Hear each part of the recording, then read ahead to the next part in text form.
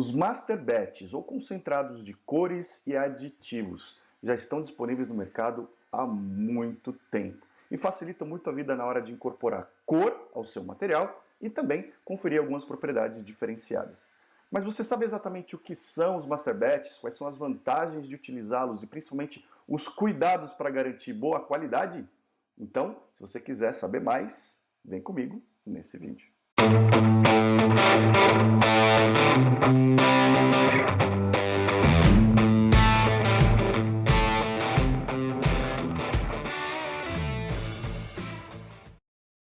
Olá, Ricardo Cusiol com mais um conteúdo que te ajuda a ter sucesso nos seus projetos com polímeros. No vídeo de hoje nós vamos falar a respeito de Master Batches, tanto os Master Batches de cor quanto os Master Batches de aditivos. Vou te contar um pouquinho a respeito do que são esses materiais, esses compostos, para que eles são utilizados e os principais cuidados na sua utilização. Então, se você quiser conhecer um pouquinho mais a esse respeito, fica comigo até o final do vídeo que a gente vai bater um papo bem interessante. E, como sempre, esse é um conteúdo trazido até você pela Eudrix Plásticos e pelos compostos de purga Clean. Você falou em Master Batch, falou em cor, eu aposto que veio na sua cabeça aí, aquela dor de cabeça com troca de cor, com setup, limpeza de máquina. E se essa é a sua preocupação, se você precisa otimizar o seu setup, principalmente nas trocas de cor, trocas de materiais, os compostos de purga Clean são grandes aliados na sua produtividade, na sua economia de tempo e de dinheiro. Tá? Então, olha só, conhece um pouquinho mais dos compostos de purga Clean e como eles podem te ajudar. Se você quiser conhecer mais esses produtos, reservar aí a sua amostra e pedir um contato técnico, uma visita técnica, todos os contatos, telefones, endereços de e-mail e site estão aparecendo aqui no rodapé e estão na descrição do vídeo também. Então corre lá e já entre em contato com o pessoal da Eudrix, tá certo? Mas agora, conhece um pouquinho mais de como eles podem te ajudar. Como seria poder reduzir os tempos e custos de setup dos seus processos de moldagem de plásticos, aumentando a disponibilidade de máquina e equipamentos? E que tal fazer tudo isso reduzindo resíduos de materiais, custos de matérias-primas e ainda contribuindo com a sustentabilidade e com o meio ambiente? Uma das maiores origens de custos e desperdícios, tanto de tempo quanto de materiais, na indústria de moldagem de plásticos é o setup de máquinas. E uma das atividades de setup que mais contribui para esses custos é a limpeza do conjunto canhão e rosca. Seja para troca de cores, troca de material ou simplesmente por uma parada mais prolongada de máquina, a purga desses sistemas toma muito tempo, consome uma quantidade de material bastante grande e que praticamente fica inutilizado, gerando muitos desperdícios. Mas não precisa ser assim. Utilizando o composto de purga certo para sua combinação máquina e material, você pode fazer a limpeza de canhão e rosca de forma rápida, com mínimo desperdício de material e reduzindo significativamente os seus custos. Os compostos de purga Clean trazem a tecnologia japonesa para o seu processo de limpeza de canhão e rosca de plastificação, com versões para limpeza mecânica ou química. Você encontra os compostos Clean na Eudrix, que conta com uma equipe técnica preparada para te ajudar a selecionar o melhor tipo para a sua necessidade. Entre em contato agora mesmo e solicite um contato técnico. Os telefones e links de contato da Eudrix estão na descrição do vídeo e no banner que está aqui embaixo da tela.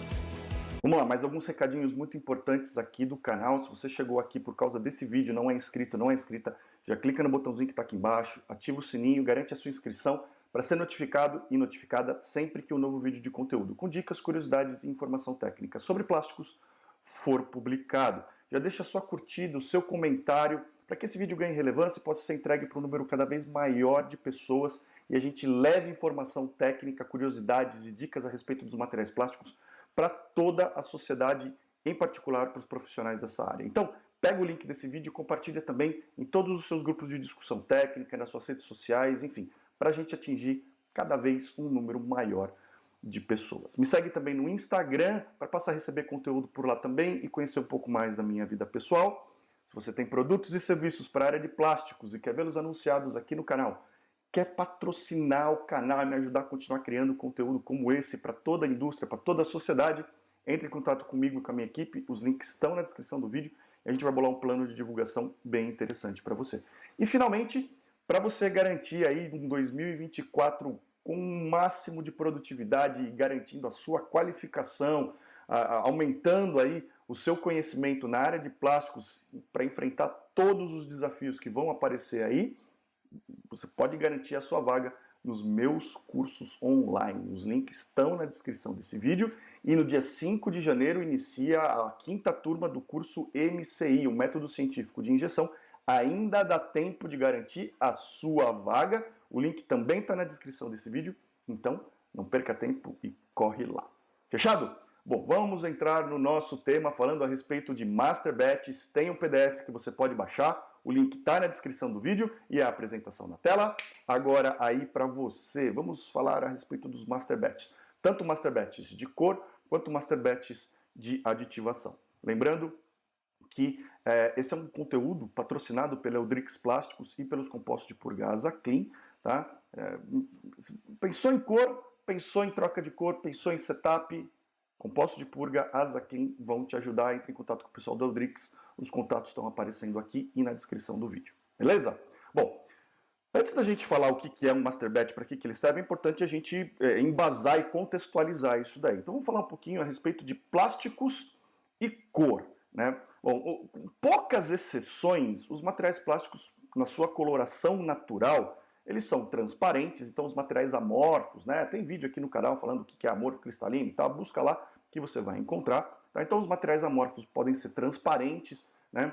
Aquela caneta esferográfica, o corpinho dela, né? Lentes de faróis automotivos, materiais totalmente transparentes. O material na cor natural pode ser transparente. Ele pode ser translúcido, ou seja, ele não é opaco totalmente, mas você não consegue de fato enxergar do outro lado. Você percebe a passagem de luz, mas ele é enevoado, ele é translúcido, mas não deixa realmente uma transparência que permita enxergar do outro lado. Normalmente a gente chama de um branco opaco, esse material que permite um pouco de passagem de luz. Ou o material ele pode ser branco, totalmente branco, opaco, como é o caso, por exemplo, do poliacetal, que é um material de engenharia para peças técnicas, engrenagens, etc. Ele é totalmente branco, um branco bem puro, e você não consegue enxergar através dele, é totalmente opaco. Tá? Ele não tem nem translucidez. Ou um bege clarinho, como é o caso de um ABS, por exemplo, na cor natural, ou como é o caso dos nylons na sua cor natural, principalmente nylon 66 na cor natural, ele tem aí um pequeno begezinho que também pode ser, e normalmente vai ser bem opaco. Tá? Então essas são as cores tradicionais, vamos dizer assim, quando o material está na sua cor que a gente chama de natural, ou seja, eu polimerizo o material, preparo os grãozinhos, e se eu não fizer nada, é essa cor que ele vai adquirir, ele vai ter esse tipo de coloração. Tá? É lógico que existem exceções, existem alguns casos em que isso pode mudar em função de composição, de formulação específica do material, né? Então alguns tipos de aditivação, e alguns materiais, devido à sua estrutura química, vão possuir coloração diferente. Então algumas polissulfonas, por exemplo, vão ter uma coloração mais âmbar, que acontece com as poliimidas também. Alguns materiais termofílicos, como que é o caso da baquelite, eles só têm cores escuras, do tipo preto ou marrom. Tá? Então, existem algumas exceções, mas de um modo geral, se a gente não tiver nenhuma modificação muito grande, é esse tipo de coloração que a gente vai ter nos materiais. Então, a maioria dos materiais plásticos, a maioria dos compostos que a gente usa no nosso dia a dia, pode ser colorida em praticamente qualquer tonalidade, qualquer cor que você deseje. Desde as tonalidades mais claras, como o próprio branco que você pode incorporar para ter aquela cor, ou um branco com um subtom que você deseja, um subtom um pouquinho mais amarelado, um pouquinho mais azulado, né? Passando por cores como amarelo, verde, tons pastéis, azulzinho claro, rosa, até as cores mais vibrantes, aquele verde intenso, vermelho, né? E passando por cores aí das mais diferentes formulações. Tá? Então, basicamente, a gente pode atingir tudo isso daí. Cores claras, cores escuras, cores translúcidas ou opacas. Então, um material transparente, você consegue dar cor para esse material mantendo transparência, ou se você quiser, mesmo um material transparente, dependendo do tipo de pigmento que você usa, você dá cor para ele e fecha a cor e torna esse material opaco. Tá? E você pode ter todas essas combinações dentro de um material plástico, tudo vai depender aí da necessidade final da aplicação. Tá? Bom, além da cor, a gente precisa falar um pouco a respeito de propriedades físicas do material. Todo material e cada material tem a sua característica intrínseca, ou seja, o tipo de propriedades que ele entrega. Não só as propriedades mecânicas, mas propriedades de comportamento na aplicação também. Tá? Então, normalmente, algumas características dos materiais precisam ser ajustadas para que ele possa ser utilizado adequadamente em função dessas características de comportamento. Por exemplo, alguns materiais precisam de uma estabilização térmica ou de uma proteção contra a oxidação para suportar as condições de processamento, as condições de temperatura, de cisalhamento que vão ser impostas no processamento desse material. A grande maioria das formulações comerciais já são preparadas direto no fabricante. Então, o material que você compra lá de um grande fabricante de materiais plásticos, ele já vem formulado para você a maioria dos pacotes de aditivos disponíveis. Antioxidantes, resistência à hidrólise, estabilizantes térmicos, desmoldantes, lubrificantes que facilitam o fluxo. A grande maioria desse tipo de aditivação já vem incorporada no material e você não necessita fazer nada. É basicamente abrir a embalagem do material, os grãozinhos estão lá com todos esses aditivos já incorporados e você basicamente vai colocar esse material na máquina e começar a produzir peças.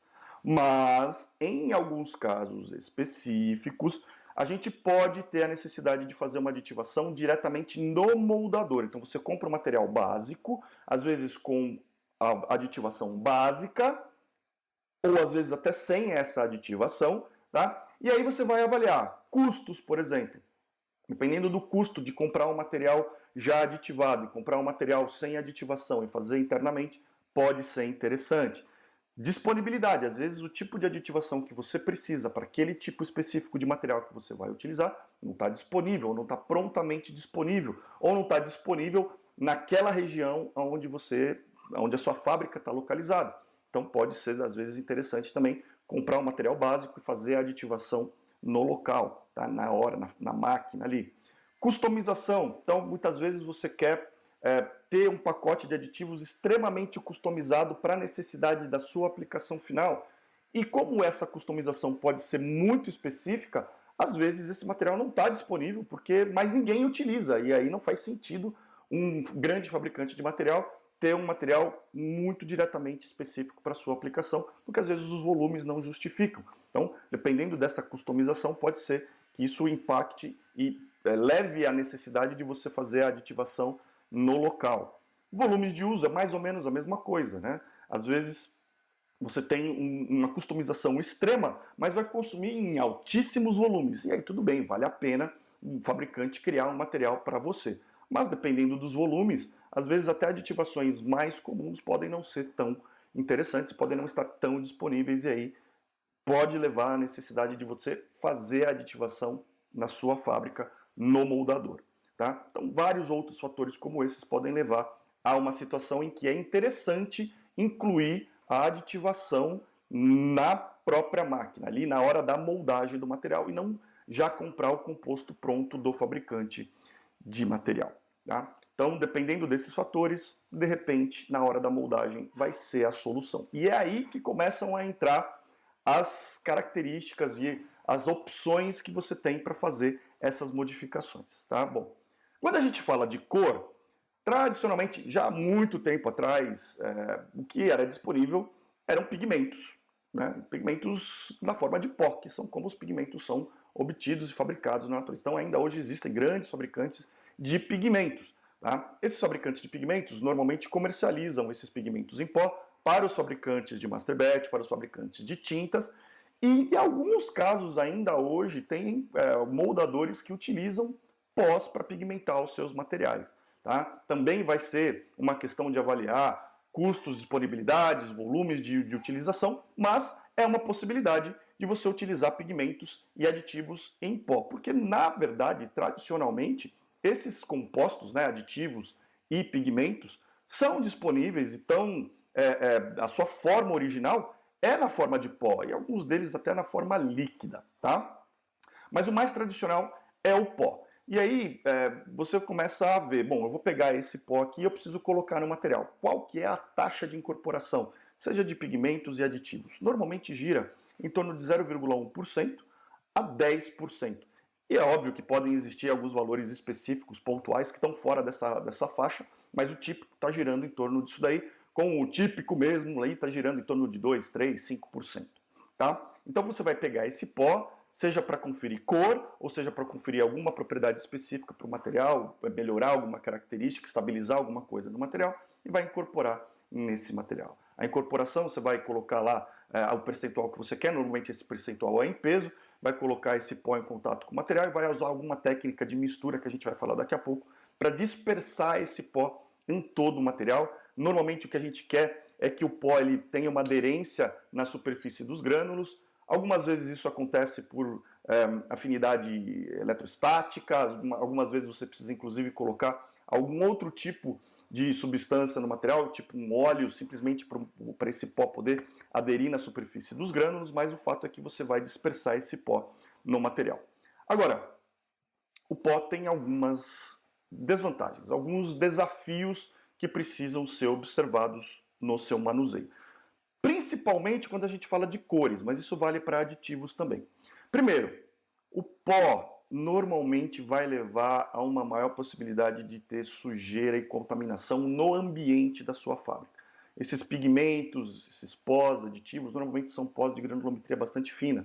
Então, à medida que você vai manuseando esses pós no ambiente fabril, eles vão tendendo a ficar em suspensão no ar e acabam se depositando sobre as máquinas, equipamentos, no chão, e com o passar do tempo, mesmo que você tenha um procedimento de limpeza razoavelmente bem implementado, você começa a perceber que toda a sua fábrica fica colorida, fica tingida com esses pigmentos. Ou se forem aditivos, esses aditivos ficam dispersos ali pela sua fábrica. Isso tem um problema, primeiro, de organização, de limpeza, mas também de contaminação em outras operações. Então, a cor que você está usando aqui pode contaminar a cor que está usando na máquina do lado.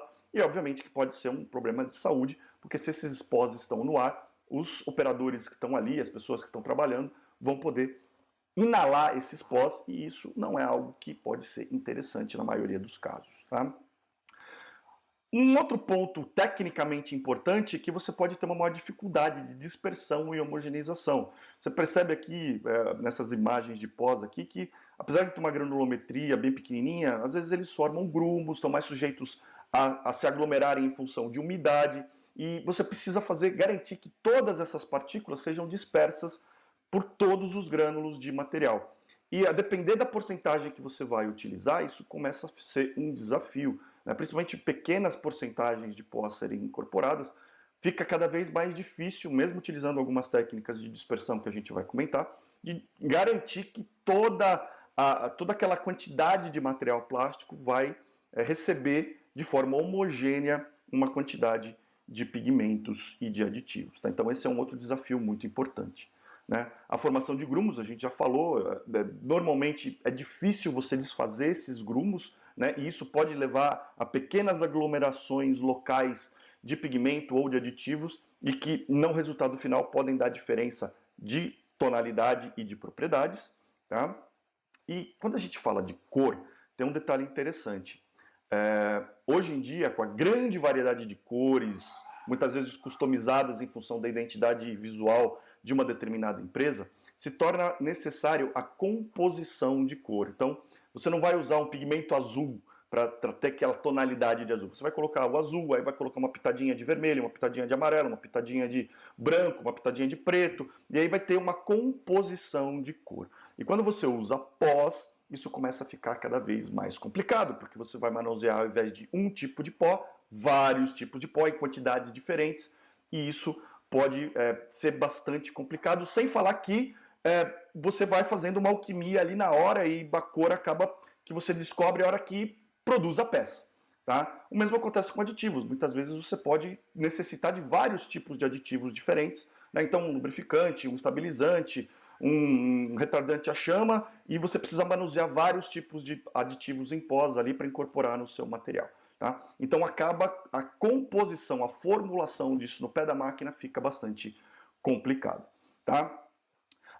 Sem falar que a hora que você começa a ter essa grande variedade de cores diferentes para serem manuseadas, tipos de aditivos diferentes para serem manuseados, a chance de erro acontece com mais frequência. Você está mais sujeito a erro, você vai ter vários desses pós disponíveis no seu estoque, chances do operador chegar lá e pegar o errado, trocar códigos, trocar part numbers, acontece e pode ser mais frequente quando você tem que manusear muitas coisas diferentes. Tá? Então esses são os desafios. Bom, quando a gente fala de aditivos, a gente falou de pigmentos, pigmento normalmente vai ser cor, né? E a variedade de pigmentos tá, lógico, na cor, pode ser na granulometria também, e, enfim, a origem, se é orgânico, se é inorgânico, mas basicamente quando a gente fala de pigmentos, a gente está falando de variação de cor. Se você quiser saber um pouquinho mais sobre essa diferença de pigmentos orgânicos, inorgânicos, o que é melhor, o que é pior, deixa um comentário aqui que a gente cria um conteúdo só para isso, tá? Mas quando a gente fala de aditivos, aí a variedade começa a ser bastante grande, porque aí já não é só a cor que está variando, mas sim o que esse aditivo proporciona. Então a gente pode falar de lubrificantes para melhorar fluxo, melhorar a desmoldagem do material, estabilizantes para evitar que o material degrade sob temperatura, ou às vezes até estabilizantes UV, antioxidantes também para evitar que o material fique amarelado, né, tenha uma reação com o oxigênio do ar, agente de expansão para permitir a obtenção de peças expandidas, agentes antistáticos, muito comum em filmes, né, para que você não tenha aí aquela adesão das camadas, não atraia poeira para deixar ali um material sujo, que pode ser um problema para impressão posterior nos filmes, embalagens, anti-UV que a gente falou, né, são estabilizantes contra a luz, retardantes de chama. Então lembra, às vezes é muito comum você ter o material que já vem anti-chama do fabricante, mas dependendo da aplicação, você prefere, em função daqueles fatores que a gente falou, comprar o material normal, padrão, e aditivar o anti-chama direto na sua moldagem. Então é possível fazer isso. Agentes nucleantes para acelerar ciclo de moldagem, auxiliares de fluxo, entre muitas outras coisas. Tá? Então aí você começa a ver a grande variedade de coisas. Cores diferentes que você pode precisar, diferentes tipos de aditivos que você pode necessitar, e aí isso começa a ficar difícil de gerenciar com os aditivos em pó da forma original. E aí é que entram os master batches. Também são chamados de concentrados de cor ou de aditivos, tá? Porque eles, na verdade, vão ser resinas plásticas onde a gente vai incorporar um alto teor de pigmentos ou aditivos, na verdade, ou aditivos. Tá? Então a gente vai pegar essa resina e vai ter uma operação em que o meu produto não é mais uma peça moldada, mas é um composto com alta concentração desses pigmentos, alta concentração desses aditivos. E alta concentração a gente está falando de 20, 30, até 70% desse grãozinho que você está vendo ali é pigmento, é aditivos e não é resina. E muitas vezes isso é possível porque a gente não está interessado em propriedade mecânica, a gente não está interessado em que esse material seja ideal para a fabricação de uma peça, mas a gente só quer que ele seja mais fácil de incorporar a cor e o aditivo no produto final. Tá? A resina base, onde a gente vai dispersar essa alta concentração de pigmentos e aditivos, é chamada de veículo. Tá? E ela é muito importante, a gente vai falar dela daqui a pouco. A ideia o que é? Então, é ter esse pigmento ou aditivo na forma de grânulos, disperso num veículo, disperso numa matriz polimérica, de forma que eu não precise manusear pó para incorporá-lo em outro material. Agora eu posso manusear grânulos, como eu manuseio outros materiais, que me evita vários problemas que a gente vai falar daqui a pouco. Tá? Então esses grânulos agora vão ser diretamente incorporados ao material na hora do processamento. Ali do lado da máquina de moldagem eu posso misturar esse material com algumas técnicas, tá? E alimento essa mistura de material na cor natural, material sem aditivação, com esse master batch, com esse concentrado, e a gente vai para o processo. E lá dentro a máquina, o próprio processo de fusão do material, de homogeneização na rosca ou parafuso plastificador, garante a dispersão desse composto. Tá? O teor também vai depender da concentração, né, e o quanto que você quer de concentração do pigmento no produto final. Mas também vai variar aí entre 1 e 10%.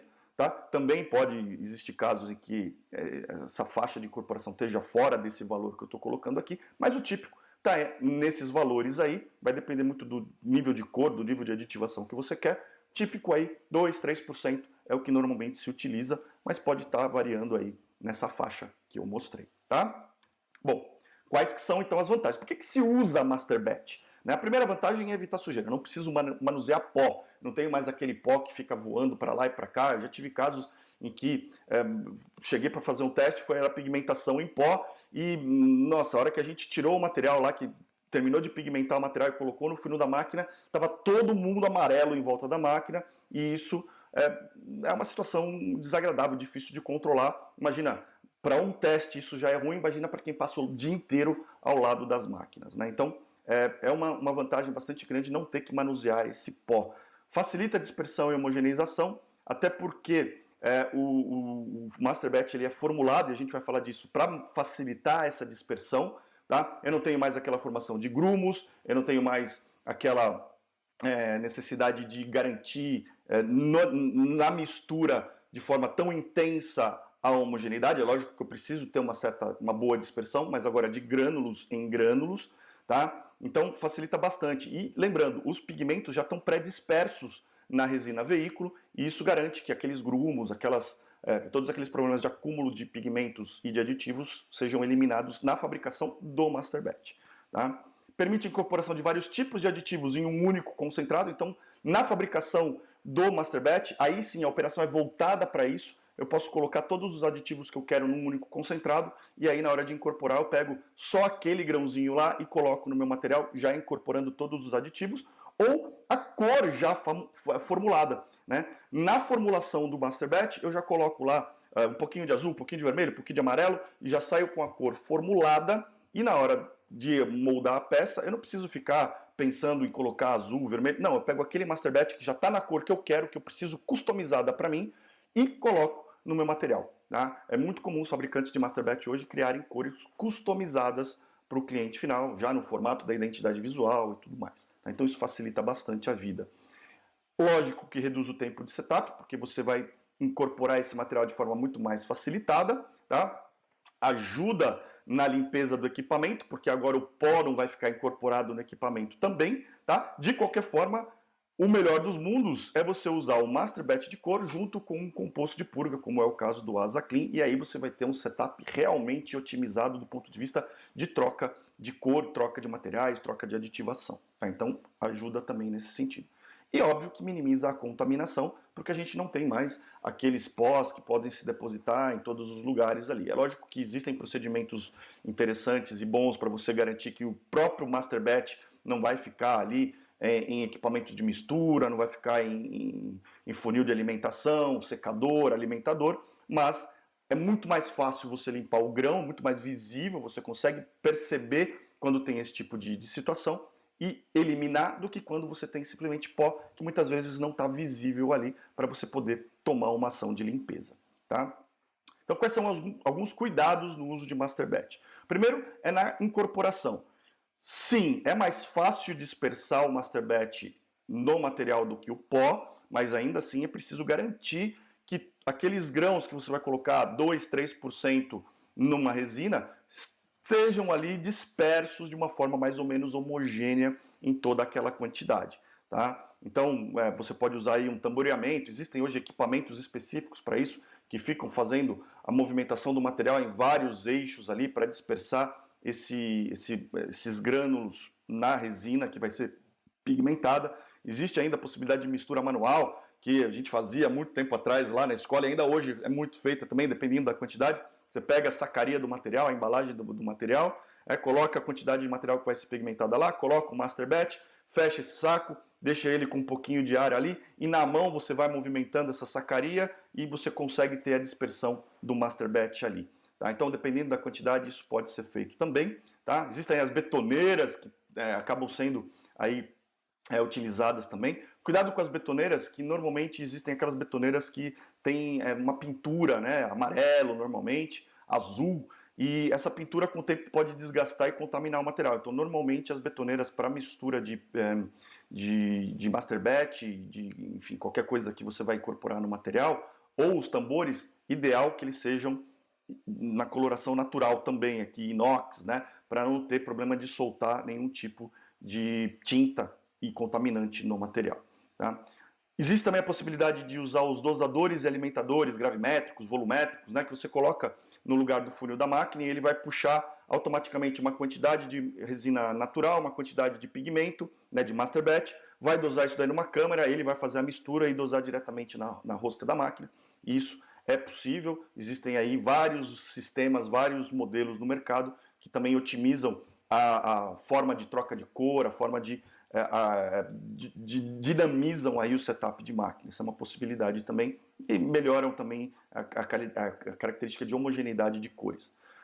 Um dado muito importante, um cuidado muito importante com o Master Batch. A resina veículo deve ser compatível com a resina que vai ser colorida ou aditivada. Tá? Então, esse talvez seja um dos principais pontos. Você vai pigmentar polietileno? O veículo do Master Batch tem que ser polietileno. Tá? Preferência da mesma densidade. Né? Existem alguns critérios de compatibilidade química, então é polietileno, um Master Batch tem que ser uma resina veículo polietileno. É ABS, a resina veícula do Master Batch ABS. É nylon, resina veículo nylon. É poliacetal, resina veículo poliacetal. Isso faz com que a gente tenha uma compatibilidade química, que os materiais vão ser misturáveis ali. É uma compatibilidade de processo, as temperaturas de processo são iguais, então não corre o risco de eu usar uma resina veículo que degrada a temperatura de processo do material que a gente vai processar. Né? Então, se eu uso um poliacetal, por exemplo, de resina veículo, ainda que isso seja uma situação esdrúxula, mas eu uso para pigmentar nylon, por exemplo, né? Primeiro que eles não são totalmente compatíveis e segundo que as temperaturas são tão diferentes que na temperatura de moldagem de nylon eu queimo o poliacetal e aí eu tenho um problema bastante grande na minha produção. Tá? Então precisa ter essa compatibilidade química e essa compatibilidade de processo. Tá? Normalmente você vai precisar ter uma compatibilidade de viscosidade também. Então quando se formula o Master Batch, os fabricantes têm um estudo bastante grande de qual que é a viscosidade ideal da resina veículo em relação à resina que vai ser pigmentada. O Master Batch normalmente tem que fluir melhor, para ele poder se dispersar melhor. Às vezes eles usam, inclusive, aditivos específicos para dispersão do Master Batch e dos pigmentos, dos aditivos no material a ser pigmentado. Tá? Então, tem toda uma ciência por trás disso daí. Mas tome cuidado com o Master Batch universal. Tá? Existe alguns fabricantes de Master Batch que disponibilizam, esse Master Batch aqui, a resina veículo pode ser usada com praticamente qualquer coisa. Né? Normalmente a base de polietileno, a base de EVA ou a base de algumas ceras. Tá? E ele é universal porque ele atende uma grande gama de materiais, principalmente aí as olefinas, os materiais mais commodities, às vezes acaba não tendo grandes problemas. Mas quando você vai para materiais de engenharia, principalmente quando a sua peça precisa de performance, tome cuidado com os Master Batches universais. Nem sempre eles vão ser realmente universais para o material que você utiliza. Tá? Um outro exemplo muito típico é a mistura de PVC com poliacetal. Então, um Master que use com resina veículo PVC, se você usar para pigmentar poliacetal, vai ocorrer uma reação química violenta, explosiva, e isso pode ser um problema. Então, tome muito cuidado com a resina veículo do seu Master Batch. Tá? A formulação deve garantir boa dispersão dos pigmentos aditivos, como eu falei. Né? Normalmente, os fabricantes de Master Batch se preocupam com isso, incorporam alguns aditivos não para aditivar o material final, mas sim para garantir essa dispersão. Tá? E depois a gente pode falar mais sobre formulação de Master Batch, a gente pode, de repente, até trazer algum fabricante de Master Batch aqui para conversar sobre isso. Tá? Então, se você está interessado nisso, deixa um comentário aqui no canal, no vídeo. Tá? E agora a última observação muito importante. Master Batch também precisa de secagem. Então, o ideal é que você tenha a resina veículo do Master Batch igual à resina que vai ser pigmentada. Então, se eu vou pigmentar nylon, o veículo do Master tem que ser nylon. Se eu vou pigmentar TPU, a resina veículo do Master tem que ser TPU. E se o nylon precisa de secagem, o Master Batch feito com nylon também precisa de secagem.